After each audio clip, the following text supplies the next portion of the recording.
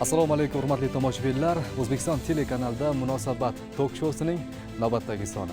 Assalomu alaykum. Doimgidek ekranlaringiz markazida Munosabat tok-shousi mamlakatimizdagi eng muhim masalalar, turli xil mavzularda ekspertlarimiz bilan munosabat bildirishga hozirmiz. Bor gender tengligi nimaligini yaxshilab tushunib olishimiz kerak-da. To'g'ri. Jamiyatdagi stereotiplar boshqa narsa. Lekin o'sha jamiyatda, o'sha davlatda qabul qilingan huquqiy normalar bor. Misol uchun gender tenglikni biz huquqiy jihatdan baholaydigan bo'lsak, bu inson huquqlar nazariyasida markaziy o'rinda egallab turadi. Misol uchun o'sha inson huquqlarini deklaratsiyasida, Umumjahon deklaratsiyasini 1948-yilda qabul qilingan. Bunda har bir inson teng deb aytib o'tilgan va o'sha 1979-yillarda ayollarga nisbatan kamsitilishning har qanday turiga barham berish deb nomlangan konvensiya qabul qilingan. Mana shu konvensiyada ayollarga nisbatan kamsitilishni o'sha erkaklar tarafidan deymizmi yoki jamiyat tarafidan deymizmi yo davlat tarafidan deymizmi, shularga barham berish nazarda tutilgan. Va bunga 180 dan ortiq bo'lgan davlatlar mana shuni qonunlarni ratifikatsiya qilgan. Va bizda o'sha O'zbekiston yurtimiz ham, o'sha O'zbekiston Respublikasi ham 1995-yilda ushbu qonunni konvensiyaga qo'shilgan va bunga amal qilish majburiyatini olgan. Faqat o'sha ijtimoiy jamiyatdagi o'sha oilada, balkim o'sha davlat va jamiyat hayotida rol o'ynashi ayollarda. Masalan, parlamentlarda deputatlikka nomzodlik qo'yishlari yoki ma'lum bir erkaklar qatorida ma'lum bir mavqedagi lavozimlarda ishlashini ham tushuntiriladi. Bu yerda davlat tashkilotlari va idoralar mana shu gender tenglikka amal qilishini shart. Chunki biz xalqaro o'sha huquq normalariga qo'shilganmiz deb yuqorida aytib o'tdim va bu narsa o'zimizni o'sha konstitutsiyamizda ham aks ettirilgan. Masalan, 46-moddasida erkak va ayol teng huquqlilik deb aytib o'tilgan.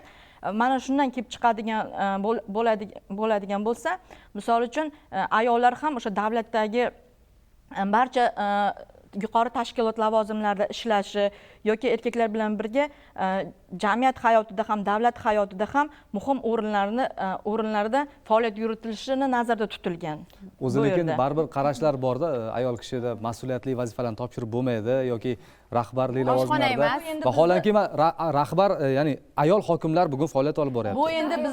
Bu endi bizda jamiyatda bo'lgan o'sha tarixiy an'analarimiz, qadriyatlarimiz bilan bog'langan deydi, stereotiplarimiz. Qadriyatlarimiz albatta yaxshi, lekin mana shunga oid shu ayollarga qanaqadir bir pog'ona past nazarda qarash bu stereotip hisoblanadi. Buni endi masalan unga yechim topishda qanaqadir bir yo'llarni izlash vaqti keldi. Buning uchun nima qilish kerak? Jamiyatda mana shu xotin-qizlarimiz, ayollarimiz yoki o'sha erkaklarimiz ham huquqiy madaniyatini oshirishimiz kerak. Huquqiy saviyasi yuqori bo'lsa, o'shanda qonunlarni yaxshi anglasa, bu yerda erkak va ayolning huquqiy jihatdan tengligi nazarda tutilyapti.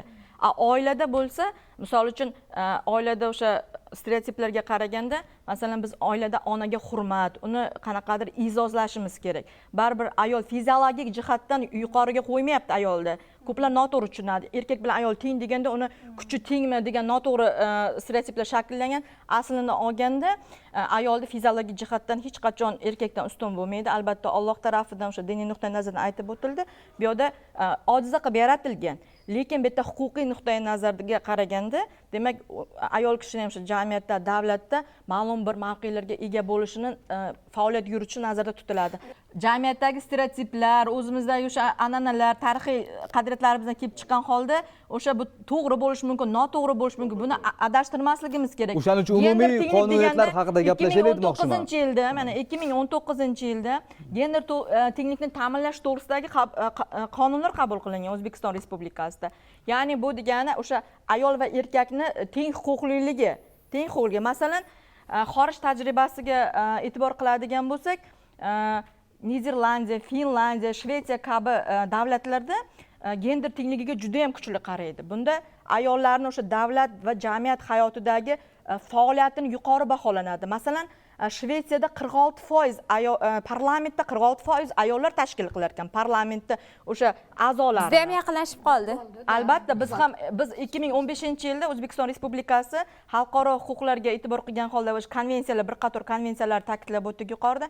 Mana shunga qo'shilgandan keyin uni albatta majburiyatlari bo'ladi. Mana shunga mana shuni o'sha jahondagi o'sha jahonda qabul qilingan konvensiyani, xalqaro huquqlar normasi bilan o'zimizda milliy qonunchiligimizda o'sha hozirgi kunda tatbiq qilish jarayoni kechyapti bu. Shuni biz e'tiborga olishimiz kerak. Agar kengroq muhokama qilsak, masalalar juda ham ko'pda. Deylik, bu o'sha kasbiy tanlash bilan bog'liq, jamiyatdagi o'rni, mavqei bilan bog'liq, undan tashqari oila bilan bog'liq va oiladagi o'rni bilan bog'liq. Mana biz bot har zamonda shunaqa fojiali ma'lumotlar ham chiqib qoladida, ya'niki o'sha o'ziga joniga qasd qildi ayol va uni tagini surishtirsangiz boshqacha bir vaziyatlar ham kelib chiqadida. Bunga ham bir qisqacha bir izoh sifatida to'xtalib o'taylik. Nimaga deganda, baribir agar surishtirsangiz, chuqurroq kirsangiz, o'sha oilada o'sha ayolning o'rni bo'lmaganligi, hurmat qilinmaganligi bilan bog'liq holatlar ko'proq bo'ladi. Keyin men yana bitta narsani aytib o'tmoqchiman. Tarmoqlar tayyor ssenariy yozib beryapti. To'g'ri. Bitta narsani ta'kidlab o'tmoqchiman. Hozirgi kunda mana hozir ko'p internet tarmoqlaridan biz xabardor bo'lyapmiz.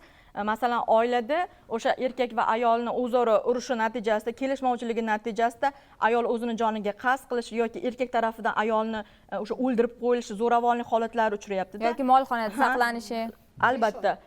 Bu bir narsani men aytib o'tmoqchiman. Agar bizda jamiyatimizda o'sha hozir mana o'qimishli ayollarimiz ham ko'payapti. Mana kun sayin aytib o'tyapsiz-ku, deputatlikka mana faoliyat yuritayotgan ayollarimiz soni bir qancha.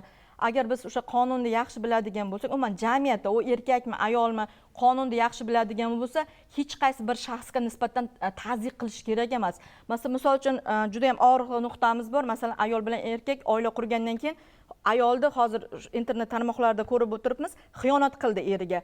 Bu degani erkak kishi xiyonat qilgan ayolni o'ldirishi, urib o'ldirishi yoki uni zo'ravonlik qilib, o'sha aytganingizdek har xil o'sha insoniy qadr-qimmatlarni kamsitadigan joyda saqlanish kerak degani emas. Unga misol uchun ikkalasi kelishmadimi, sudga borib marhamat ajrashish kerak. Xiyonatda bu nimasi bor? Lekin hozirgi kunda qonuniy jihatdan qonunga biz e'tibor qilmayapmiz, endi ayrimlar, hamma emas. Misol uchun samasud darajasiga yetishib onalar, ayollar deymiz, bu ona bo'lishi mumkin, farzandlari qolib ketyapti, o'lim darajasiga olib kelinyapti. Bu albatta bizda kuzatuvchilar, masalan, xalqaro huquq darajasida kuzatib o'tirgan o'sha ekspertlar bor. Bu inson huquqlariga zid hisoblanadi.